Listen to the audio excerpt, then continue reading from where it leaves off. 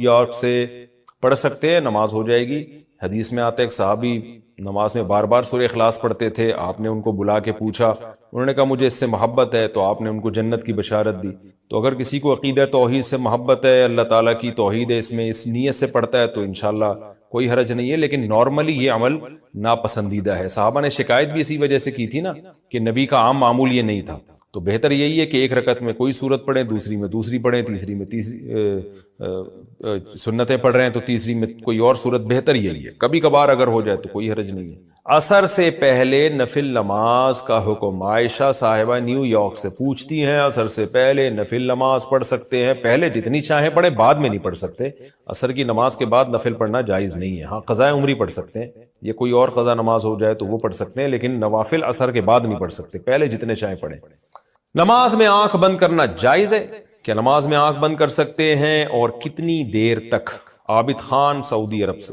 نماز میں آنکھ بند کرنا مکروہ ہے، ناپسندیدہ ہے، کیونکہ نبی صلی اللہ علیہ وسلم ہمیشہ آنکھیں کھول کے نماز پڑھتے تھے، تو اس لیے بہتر یہی ہے کہ نماز میں آنکھ کھول کے نماز پڑھیں آپ۔ اندھیرے میں نماز پڑھنے کا حکم۔ اندھیرے میں نماز پڑھنا ممنوع ہے یا نہیں؟ عثمان غنی آئر لینڈ سے۔ کوئی ممنوع نہیں ہے، پڑھ سکتے ہیں۔ کسی نے امانت دی اور ڈاکو نے لوٹ لی تو لوٹانے کا کیا حکم ہے؟ ایک دوست نے مجھے کچھ رقم کہیں پہنچانے کے لیے دی، ایئرپورٹ سے گھر جاتے ہوئے مجھے لوٹ لیا گیا۔ کراچی کس سے لگ رہا ہے، لیکن یہ ہیں تو سعودی عرب کے۔ سعودی عرب میں نہیں ہوا ہوگا، یہ آپ کے ساتھ کراچی میں ہوا ہوگا۔ خیر، اب اس رقم کو لوٹانے کے بارے میں کیا حکم ہے اور بہتر کیا ہے؟ جزیل احمد صدیقی سعودی عرب سے۔ جزیل احمد صاحب، اگر آپ کو کسی نے امانت دی تھی اور واقعی ڈاکوؤں نہیں لوٹی ہے تو پھر آپ پر وہ امانت لوٹانا لازم نہیں ہے۔ کسی کے پاس بھی جب امانت رکھوائی جائے نا تو اس کے اپنے کسی قصور کے بغیر اگر وہ ضائع ہو جائے تو پھر اس پر لوٹانا واجب نہیں۔ ہاں، اس طرح سے اس نے وہ امانت رکھی کہ ضائع ہونے کا خطرہ تھا، مثال کے طور پر لاکر کے بغیر باہر ہی ڈال دی اس نے، اور خطرہ ہے کہ چور لے جائے گا، تو پھر اس کا مطلب پھر یہ ذمہ دار ہوگا، کیونکہ اس نے کوتاہی کی ہے۔ اس نے اگر اپنی طرف سے کوتاہی نہیں کی اور ڈاکوؤں نے لوٹ لیے تو پھر اس پر لوٹانا لازم نہیں ہے۔ اب اگر آپ وہ پیسے یوں یوں یوں کرتے ہوئے جا رہے تھے، ڈاکوؤں کو دعوت دے رہے تھے، تو پھر تو آپ قصوروار ہوں گے، آپ پر لوٹانا لازم ہوگا، لیکن آپ نے بیگ میں رکھے تھے، جیب میں رکھے تھے، جہاں بھی سیف جگہ پہ رکھے تھے، پھر ڈاکوؤں نے لوٹ لی تو اب آپ پر لوٹانا کچھ بھی لازم نہیں ہے۔ راستے میں چلتے ہوئے درود پڑھنا کیا منع ہے؟ درود شریف راستے میں چلتے ہوئے پڑھنے سے بعض علماء منع کرتے ہیں، اس کی کیا حقیقت ہے؟ میرج تاج علی، نہ چھوٹا لکھا ہوا ہے، تاج علی پشاور سے۔ نہیں جی، ناجائز نہیں ہے، باعث سعادت ہے۔ چلتے ہوئے ادھر ادھر کی باتیں کرنے سے بہتر نہیں ہے کہ آپ درود شریف پڑھ لیں، تو بالکل جائز ہے، پورا پورا ثواب ملے گا انشاءاللہ۔ ٹوپی کی جگہ کیپ لگا سکتے ہیں؟ اگر کبھی کبھی کوئی ٹوپی کے بدلے کیپ لگا لے تو کیا اس سے سنت ادا ہو جائے گی؟ عادل صاحب کشمیر سے۔ سر ڈھانپ کے نماز پڑھنا سنت ہے، کیپ اگر آپ نے اس کا رخ پیچھے کر دیا، اس کے جو شیڈ ہے، تو بھی سنت پوری انشاءاللہ ہو جائے گی۔ بہتر یہ ہے کہ ٹوپی پراپر جو نمازی لوگ استعمال کرتے ہیں وہ والی کیا کریں۔ کبوتر پالنے کا مشغلہ کیسا ہے؟ کبوتر پالنا اڑانا ثواب ہے یا نہیں؟ عامر مرزا۔ اڑانا تو بالکل بھی ثواب نہیں ہے، بلکہ بعض فقہا نے تو اس کو ناجائز لکھا ہے۔ وجہ اس کی یہ کہ جب آپ کبوتر پالتے ہو اور اڑاتے ہو تو چھتوں پہ چڑھتے ہو، لوگ گھروں میں عورتوں پہ نظر پڑتی ہے، سارا محلہ پریشان ہوتا ہے، پھر سیٹیاں بجا رہے ہوتے ہو بالکل عجیب سی اسٹائل میں، تو ہم نے دیکھا ہے کبوتر بالوں کو کس طرح سے عجیب عجیب حرکتیں کر رہے ہوتے ہیں۔ یا تو آپ گاؤں دیہاتوں میں کہیں جہاں آبادی نہیں ہو، جنگلوں میں، وہاں جا کے پال رہے ہیں، تو اس لیے اڑانا جو ہے نا یہ تو بالکل صحیح نہیں ہے، مکروہ، سخت ناپسندیدہ کام ہے۔ چھتوں پہ چڑھنا پڑتا ہے اس کے لیے، بے پردگی کا خطرہ، بد نظری کا خطرہ ہوتا ہے، اور وقار کے بھی خلاف ہے انسان کے۔ باقی اگر گھر میں ویسی پالے ہوئے ہیں، چھتوں پہ سیٹیاں بجا کے اڑاتا نہیں ہے، تو وہ ایک جانور ہے، حلال جانور ہے، پال سکتے ہیں، ثواب تو نہیں ہے لیکن جائز ہے۔ بعض لوگوں کا تو بزنس ہے، تو بزنس کی نیت سے تو بہرحال جائز ہے پالنا، اور بزنس تو کسی اگر نیت اچھی ہو تو بزنس میں ثواب بھی ملے گا۔ نیت کیا ہے کہ نبی صلی اللہ علیہ وسلم نے فرمایا جس نے تجارت کی تاکہ لوگوں کے سامنے ہاتھ نہ پھیلائے تو صلہ رحمی کرے، تو آپ صلی اللہ علیہ وسلم نے اس پہ خوشخبری سنائی ہے کہ ایماندار تاجر قیامت کے دن پیغمبروں کے ساتھ ہوگا۔ تو تجارت کے لیے پالا ہے یا ویسے ہی شوقیہ پالا ہوا ہے تو بھی ٹھیک ہے، لیکن میں مشورہ لوگوں کو یہ دیتا ہوں جب بھی جانور پالیں ضرور جانور، لیکن دو چیزوں کا خیال کریں۔ نمبر ایک، جانور حلال ہو۔ کتے بلی پالنا شریعت میں پسندیدہ کام نہیں، کتا تو بالکل ہی ناجائز ہے، بلی پال سکتے ہیں لیکن وہ بھی کوئی زیادہ شریعت میں اس کو اپریشیٹ نہیں کیا گیا، تو بلکہ بلی کی آمدن کو بھی ناپسندیدہ قرار دیا گیا ہے۔ تو پہلا کام تو یہ کہ حلال جانور پالیں. دوسرا وہ جانور جس کا قوم کو اور آپ کو فائدہ ہو. مرغی یہ انڈے دیتی ہے, کل اس کو ذبح کر کے کھا بھی سکتے ہیں. بکری ہے, بچے دے گی, دودھ دے گی, نسل بڑھے گی, گوشت سستا ہوگا بکرے کا. تو اس طرح کی چیزیں پالیں جس سے آپ کو بھی فائدہ ہو اور قوم کو بھی فائدہ ہو. تو باقی جائز ناجائز کی بات نہیں کر رہا, کوئی بھی حلال جانور پالے جائز ہے, لیکن بہتر یہی ثواب ان جانوروں میں ملے گا جن کا قوم کو فائدہ ہے. ان جانوروں کو پالنے میں آپ کو ثواب ملے گا. غسل خانے جاتے وقت کون سی دعا پڑھیں؟ کیا غسل خانہ میں جاتے وقت بھی بیت الخلا والی دعا پڑھی جائے گی؟ سہیل سنگاپور سے, اگر آپ کے جو غسل خانہ ہے اسی کے اندر بیت الخلا بھی ہے تو پھر تو پڑھی جائے گی, اگر بیت الخلا اس کے اندر نہیں ہے تو پھر نہیں پڑھی جائے گی. پھر کوئی میرے علم میں کوئی دعا نہیں ہے جو غسل خانے جاتے ہوئے ثابت ہو, بس بسم اللہ پڑھ کے غسل شروع کر دیے گا. کپڑے پر مزی کی جگہ معلوم نہیں تو کیا پورا کپڑا دھوئیں گے؟ اگر مزی کپڑوں پہ لگ جائے اور پتہ نہ چلے کہ کدھر لگی ہے, کیا پوری شلوار دھونی ہوگی؟ عبد القیوم کنڈیارو سندھ. عبد القیوم بھائی ایسا نہیں ہے کہ پورا کپڑا دھونا پڑے, اگر مزی کپڑے پہ لگے تو ہلکا پھلکا سا غور و فکر کر کے اندازہ لگا لیں کہ کہاں لگی ہوگی, بس اتنی جگہ کو دھو لیں, پھر باقی شک نہ کریں. یہاں تک فقہاء نے لکھا ہے کہ اگر آپ کا دایاں پائنچا یا بایاں پینچا جو شلوار کے پائنچے ہوتے ہیں نا, ایک ناپاک ہو گیا, آپ بھول گئے ان میں کون سا ناپاک ہوا, تو ایک اندازہ لگا کے ایک پائنچا دھو دیں گے تو بس پاک سمجھا جائے گا. تو آپ کو پوری شلوار دھونا ضروری نہیں ہے, اندازے سے تھوڑا سا غور کریں کہاں لگی ہوگی, بس اس جگہ کو دھو لیں. ہونٹ کے نیچے بال کاٹنے کا حکم, یہ جناب مسئلہ پوچھا ہے. ایک منٹ. ہونٹ کے نیچے جو داڑھی کے بال ہیں, کیا مرد کے لیے اسے کاٹنا یا تھریڈنگ کروانا جائز ہے؟ محمود صاحب اسلام آباد سے. نہیں, جائز نہیں ہے. یہ جو ہونٹ کے نیچے بال ہوتے ہیں یہ داڑھی کا حصہ ہوتے ہیں, اور ان کو کاٹنے سے داڑھی بری بھی لگ رہی ہوتی ہے, عجیب سا لگ رہا ہوتا ہے آدمی کا منہ.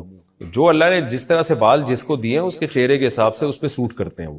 تو یہ ہونٹ کے نیچے جو بال ہوتے ہیں داڑھی کا ہے, یہ کاٹنا جائز نہیں. البتہ کوئی بال اس میں منہ میں آ رہا ہو, بار بار گھس رہا ہو, تو اس کو ایمان اور توحید سے بڑی کوئی نعمت نہیں ہے. مسلمان کتنا ہی گناہگار ہو, اس کائنات کو جو چلانے والا, بنانے والا, جنت جہنم پیدا کرنے والا, اس کو مانتا ہے کہ اللہ ہوں میں تیرا, بے شک نالائق ہوں, بے شک نافرمان ہوں. تبھی یاد رکھو اپنے ایمان پہ سمجھوتا نہ کرو. جو لوگ یورپ جاتے ہیں, امریکہ جاتے ہیں, میں ان سے خاص طور پہ کہتا ہوں, یار تم اگر یاشی میں لگ بھی رہے ہو, خدا کے بندو اپنے آپ کو مسلم تو کہا کرو کم از کم. برائی کو برائی تو سمجھو, اللہ توبہ کی توفیق دے دے, میں غلط کر رہا ہوں یہ اعتراف تو کرو اللہ کے سامنے. جیسے ایک نالائق اولاد اپنے باپ کے سامنے اعتراف تو کرتی ہے, یار ہم ابا کے حقوق ادا نہیں کر سکے. کتنے لوگ ہیں والدین جب دنیا سے جاتے ہیں, اولاد رو رہی ہوتی ہے, یار ابا کی ہم خدمت نہیں کر سکے, یار کوئی تلافی ہو سکتی ہے. تو نالائق اولاد تھی نا, لیکن ابا کو ابا تو مانا نا اس نے.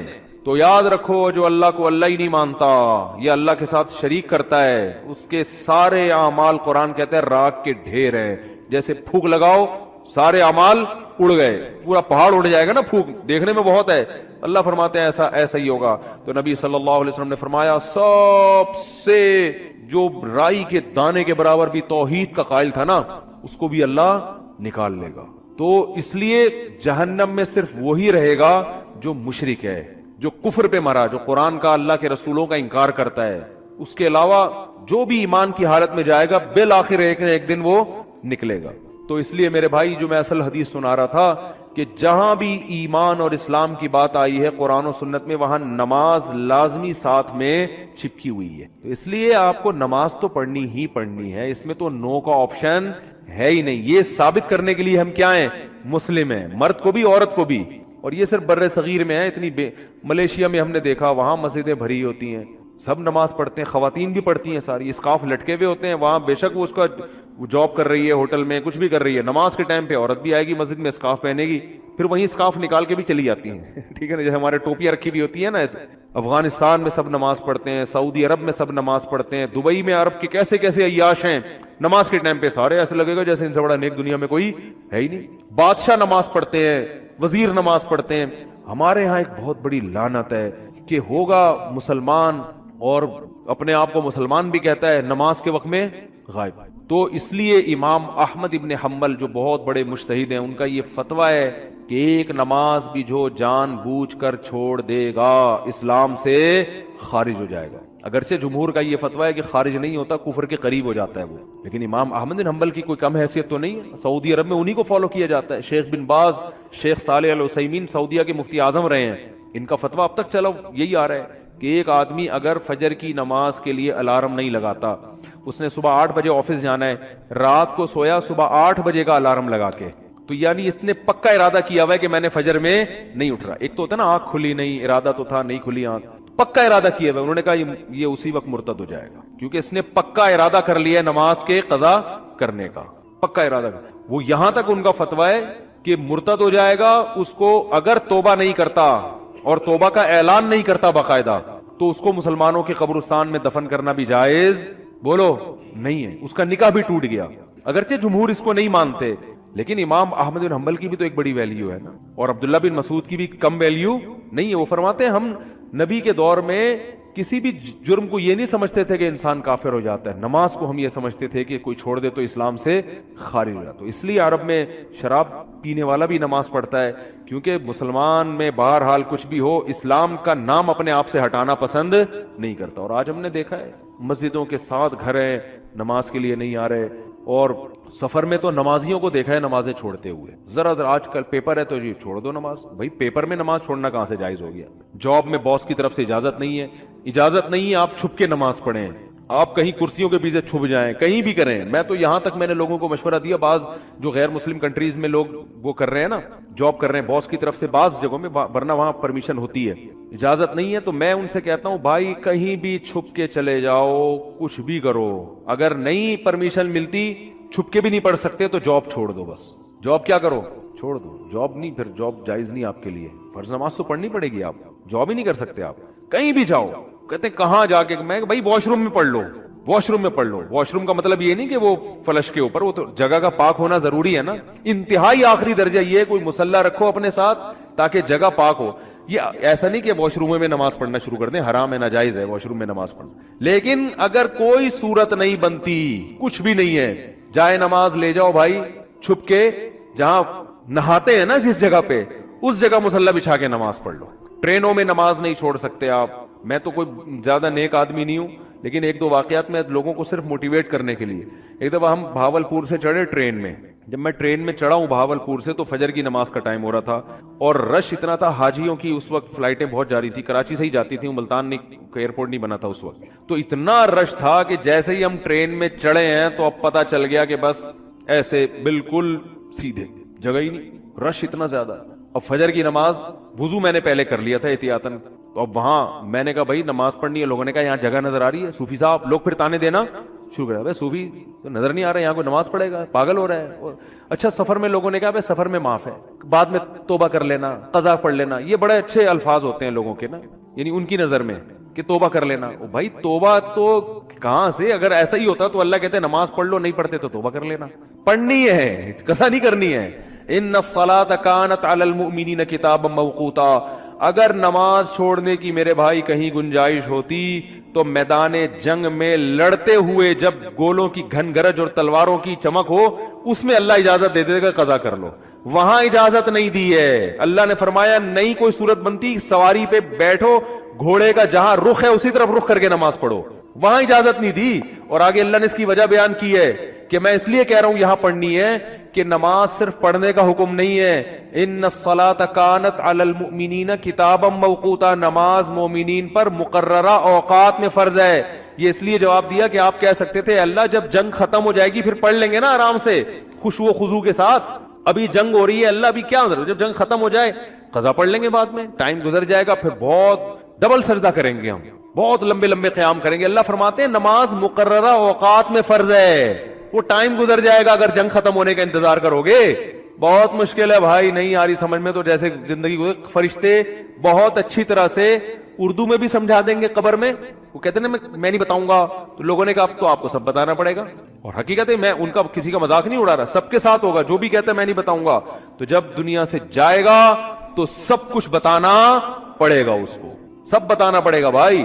تو میدان جنگ میں اللہ کہہ رہا ہے کہ نماز مومنین پر مقررہ اوقات میں فرض ہے. تو میں ٹرین میں کھڑا ہوا تھا, میں نے کہا, انہوں نے کہا بھائی یہاں تو جگہ نہیں ہے. اچھا میری عمر بھی زیادہ نہیں تھی تو وہ ایسی تھوڑی عمر ہو تو لوگوں میں روب بھی ہوتا ہے نا. ہم نے کہا کوئی جگہ نہیں ہے. میں نے کہا تو پڑے گا بھائی, کیونکہ ہم تو کیسے چھوڑ دیں بھائی, اور سنتیں اب چلو مجبوری ہے چھوڑ دیتا ہوں, 2 فرض تو پڑھنے ہیں. لوگوں نے کہا جگہ نہیں ہے. میں نے کہا جگہ بن جائے گی, کیونکہ فرض جو نماز میں فرائض ادا کرنا بہت آسان ہے. تو میں نے کیا کیا, وہ جگہ چونکہ لوگوں کے چپل تھے تو اس میں خطرہ تھا کہ ناپاک ہوگی, تو ایک چادر تھی میرے پاس, وہ میں نے ایسے نیچے ڈال دی. بچھانے کی بھی جگہ نہیں تھی. نیت باندھ لی, اندازہ پہلے لگا لیا تھا قبلہ کس طرف ہے. نہیں تو آپ آج کل تو موبائل پر ایسی ایپس آ رہی ہیں, اس سے فوراً پتہ چل جاتا ہے. قبلہ کس طرف ہے اندازہ تھا مجھے, رخ کیا ہم نے. اب یوں کرنے میں تو کوئی نہیں رکاوٹ ڈالتا نا, یوں کرو, نیت باندھ لو بھائی. اگر ہاتھ اٹھانے کی بھی جگہ نہیں ہے تو ہاتھ نہ اٹھاؤ, یہ رفع الیدین تو کوئی واجب نہیں ہے. اللہ اکبر کہہ لو اور نیت باندھ لو. ہاتھ باندھنے کی جگہ نہیں, ہاتھ چھوڑ کے کھڑے ہو جاؤ بھائی. سورہ فاتحہ پڑھی, سورت ملائی, رکوع میں جب آپ گھسیں رکوع کریں گے تو میں سوچتا تھا W11 کتنی بھی بھری ہوئی ہو, کنڈکٹر جب ایک دروازے سے چڑھ کے دوسرے دروازے پہ کرایہ لے کے نکل سکتا ہے تو ہم اتنے رش میں صرف ایک رکوع کی جگہ ہمیں کیوں نہیں بن سکتی. تو رکوع ہم نے کیا, جھکنا ہے نا رکوع میں, جھک جاؤ, لوگ خود بخود سائڈ پہ ہو جاتے ہیں بھائی. اس کے بعد آپ جب سجدہ کرو تو سجدہ نام ہے, ویسے تو پراپر سجدہ کرنا چاہیے, جگہ نہیں ہے تو بھائی ماتھا کسی طرح زمین پہ ٹکانا ہے. آپ ماتھا زمین پہ ٹکا دیا جا کے, تو 2 رکعت تمیز سے الحمدللہ پڑھ لی, کھڑا ہو گیا میں. پھر لوگوں نے کہا یار یہ, میں نے کہا ہو گئی, 2 فرض پڑھنے تھے, ہو گئے, ایسی کی تیسی, جو مرضی کرنا ہے, جو اکھاڑنا ہے اکھاڑ لو. کیونکہ تمہیں تو خود چاہیے جگہ دو نا.